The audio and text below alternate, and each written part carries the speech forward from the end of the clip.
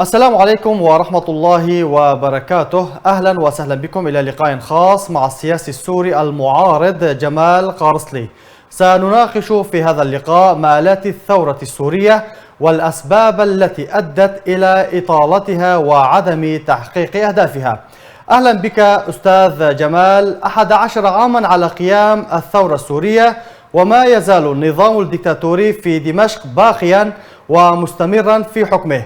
ترى ما هي الأسباب التي أدت إلى عدم وصول الثورة إلى مطالبها وتحقيق أهدافها في إسقاط النظام؟ نعم، أهلا بك أستاذ شيخ وبكل متابعين ومشاهدين قناتكم أراك الموقرة.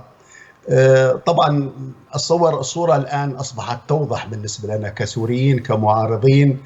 الآن بعدما الذي حصل في تونس، والذي هي آخر مرحلة لإجهاض الربيع العربي، فإن الأمور أصبحت واضحة. طبعا العالم الآن كله لا يريد أن تنجح الثورة السورية، أن تنتصر الثورة السورية رغم إصرارها وصمودها ومتابعتها. وأنا من الذين يؤمنون بأن الثورة السورية ستنتصر، لأن الثورات تبدأ من مكان ما ولكن وتكمل طريقها على أن تغير المبادئ، أن تغير القيم، أن تغير مفاهيم المجتمع. ثورة هي، لو نظرنا إلى الثورة الفرنسية طالت ربما أكثر 100 عام حتى أن وصلت إلى أهدافها، ولكن للأسف كذلك لا نستطيع أن نبرئ أنفسنا نحن كمعارضين من أخطاء قمنا بها، وكلها تتكامل مع بعضها، ولكن تجعل الموضوع يطول. ولكن أنا من الذين يؤمنوا بأن الثورة السورية ستنتصر عاجلا أم آجلا. طيب، هل نستطيع القول أن الثورة فشلت أو تم إفشالها؟ ونتحدث قليلا عن الأسباب. هل الأسباب داخلية كما تفضلت، تشتت المعارضة، أم أسلمت الثورة، أم من الأسباب خارجية والأمور بيد أمريكا وروسيا وحتى إسرائيل؟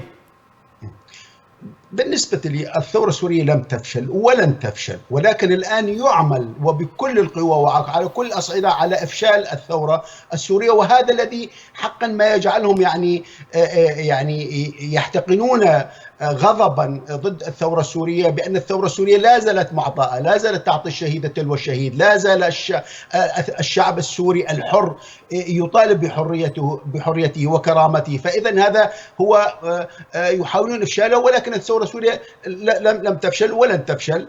طبعا هناك عوامل كثيرة، عوامل داخلية نحن نتحمل قسم من تبعاتها. وللأسف أنا دائما كنت أقول عندما دخل على الثورة السورية الدولار والدينار أثر عليها سلبيا. عندما رأى بعض الساسة أن مصالحهم الشخصية تأتي أولا، عندما رأت المكونات بأنها بدأت تتكلم باسم المكونات ولا تتكلم باسم الشعب السوري، عندما بدأنا نتكلم باسم الدين، نتكلم باسم المنطقة، هذه كلها أخطأنا نحن. وكذلك للأسف في بداية الثورة لم يكن لدينا ساسة مدربون على السياسة. يعني احنا أتينا من أرض قاحلة بخصوص الديمقراطية، بخصوص العراك السياسي. نحن نعرف كان هناك حزبا واحدا يتحكم بكل شيء. إضافة إلى ذلك لم نستطع في البداية أن نقنع الرأي العام العالمي، وكانت هناك 120 دولة تسمى حالها يعني نفسها أنها هي أصدقاء للشعب السوري والثورة السورية. نعم، أصدقاء الشعب السوري، ولكن أضعنا هذه الفرصة، ونرى الآن العالم كله يعمل على إجهاضه وعلى رأسهم. طبعا أنا أقول يعني لو أرادت أمريكا أن تنحل الأزمة السورية، وأنا قلتها في عدة مرات، تستطيع أن تحل ذلك بضربة واحدة على الطاولة. ولكن ربما الآن لا زال المخطط لم ينتهي، لا زالت إمكانية ابتزاز المنطقة، ابتزاز روسيا، ابتزاز إيران، ابتزاز حزب الله، ابتزاز تركيا في المنطقة لم ينتهي بعد. فعندما تنتهي هذه المهمة ربما سيعطى القرار بإنهاء المأساة السورية، ولكن حتى الآن لم تنتهي. فأنا أتصور الموضوع يتكامل من الطرفين. نحن لدينا أخطاء ونتحمل جزء من هذا الوزر، ولكن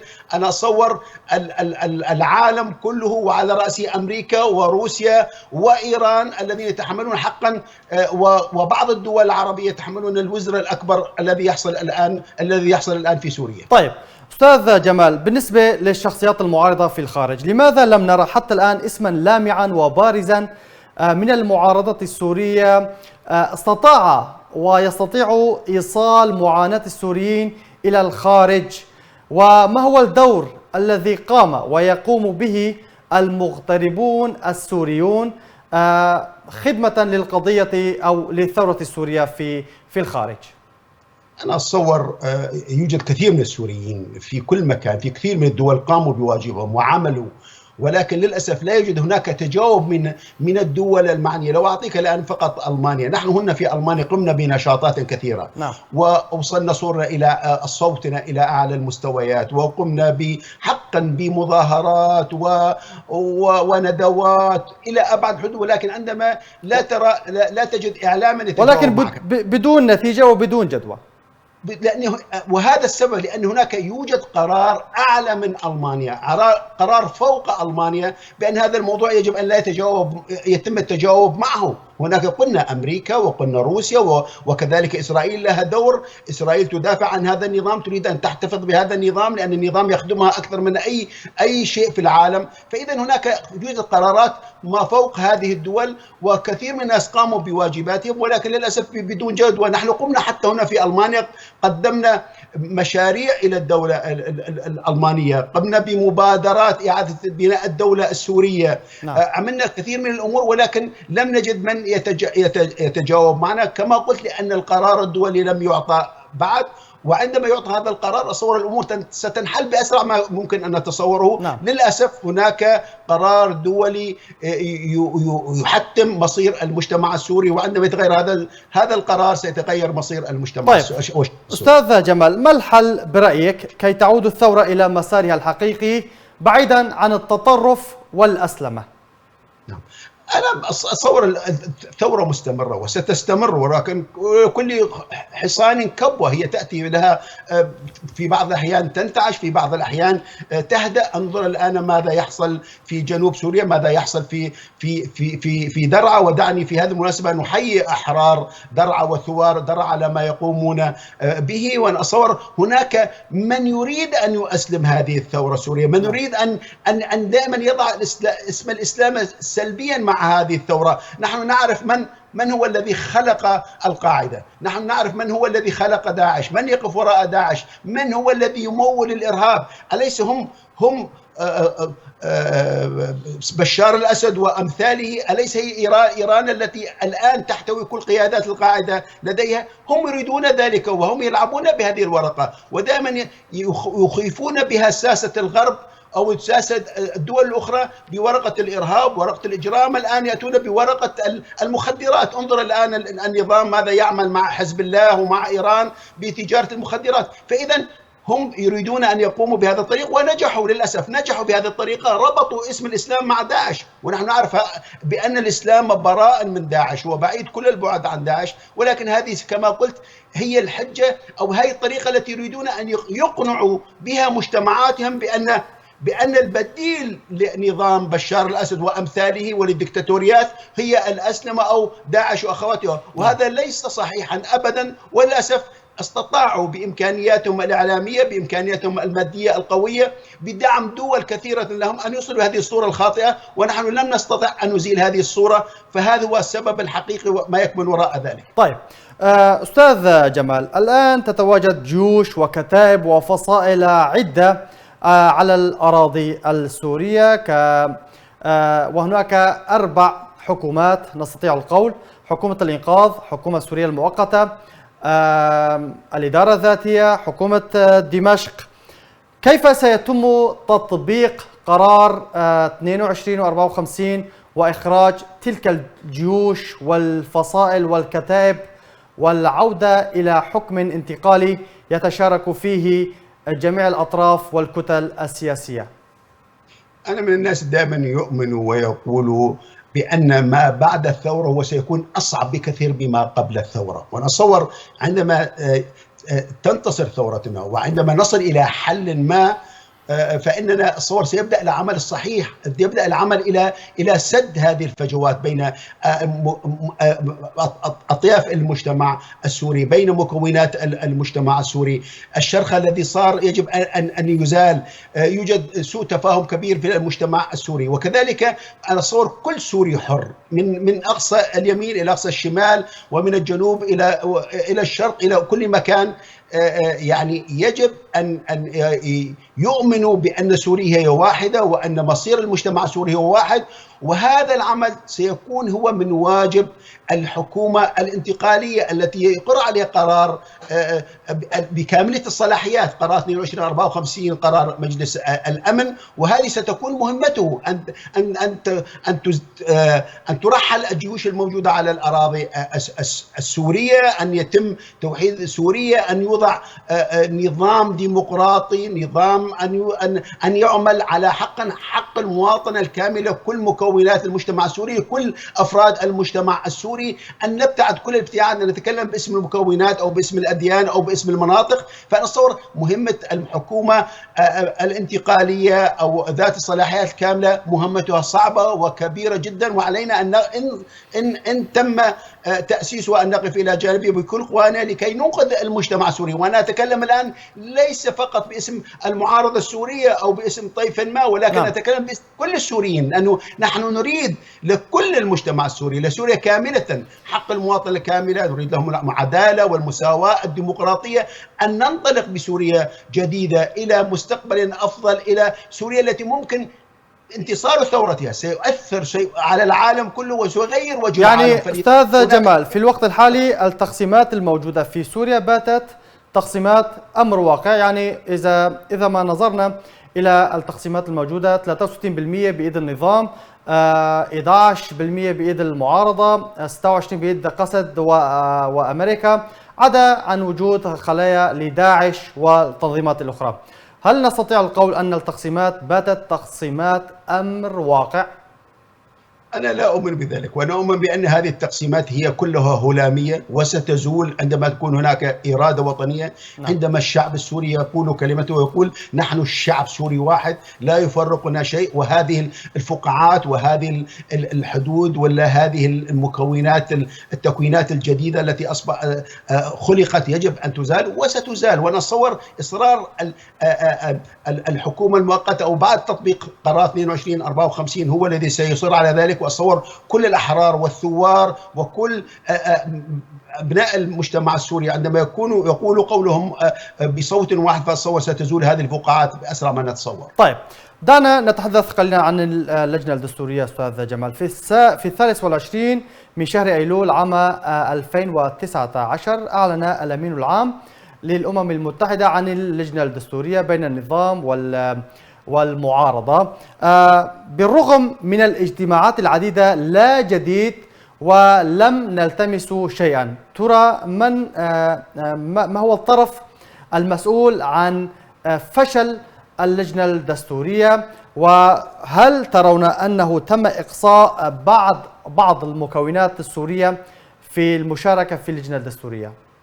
أستاذ شيخ، دعني أذكر قبل التاريخ الذي ذكرته في عام 2019 سنة ونصف قبل بدأ لتشكيل اللجنة الدستورية، وطالت أكثر من سنة ونصف، ولكن للأسف كان هناك من يعارض، وخاصة النظام والذي أراد أن يجرها. ولكن كإعلان رسمي أستاذ جمال ب 2019 تم الإعلان بشكل رسمي عن اللجنة الدستورية.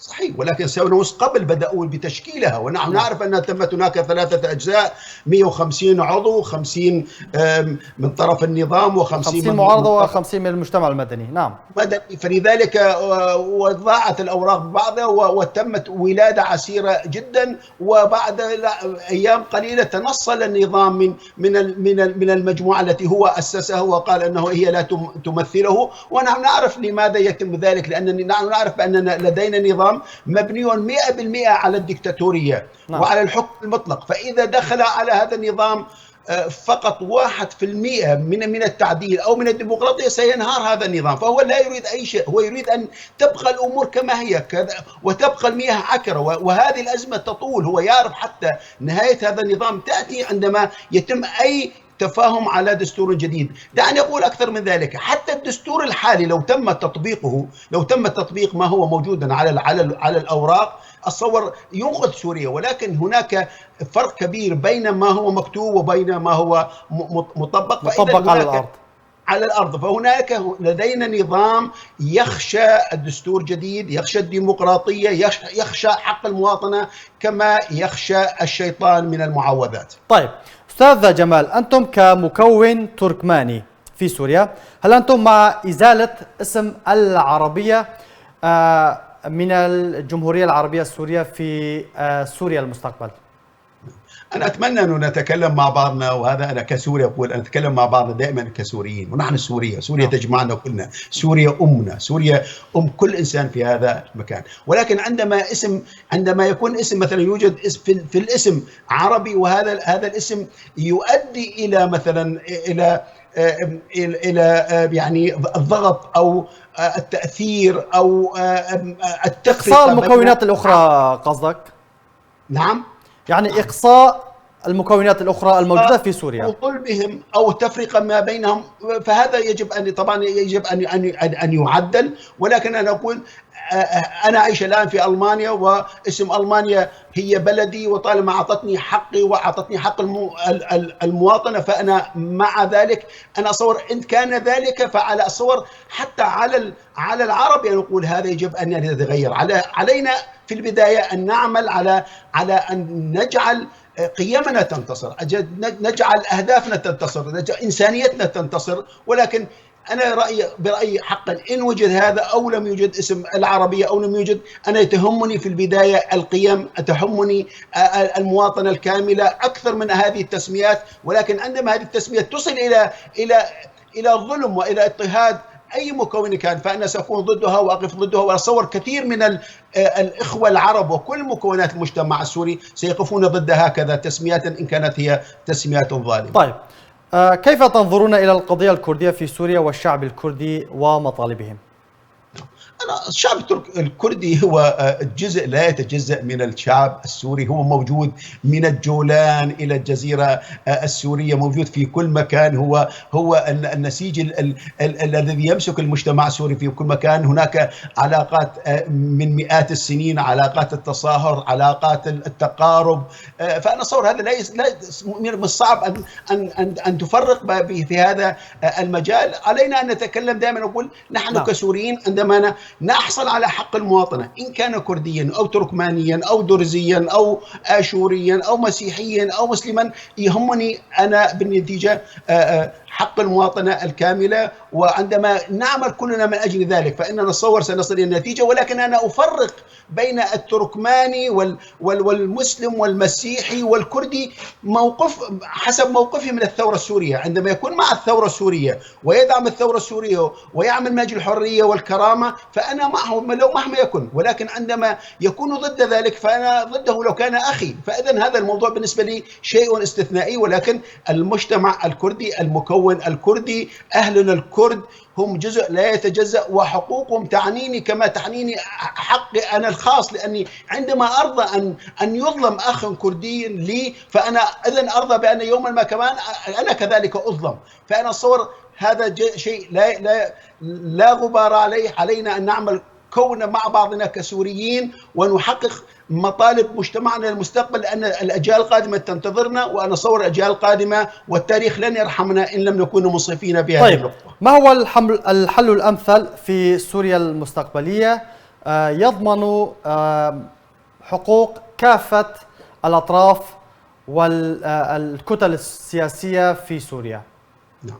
دعني أنا أبشر كل السوريين المعارضين سوريا وأقول دائما نحن نعرف عندما تكون هناك ولادة، والولادة ليست سهلة، ولكن عندما تلد طفل، وهذا الطفل هو شيء عظيم. وأنا أتصور انتصار الثورة السورية آتي لا بد منه، وستولد وسيولد النصر في سوريا. وعندما نحن كسوريين نبدأ جميعا، وهذه رسالتي موجهة لكل المكونات المجتمع السوري، لكل المجتمع السوري، عندما نفكر حقا في الدرجة الأولى بسوريتنا، سوريا أولا، وبعدها تأتي ربما مسافة بعيدة تأتي المكونات والأديان الأخرى.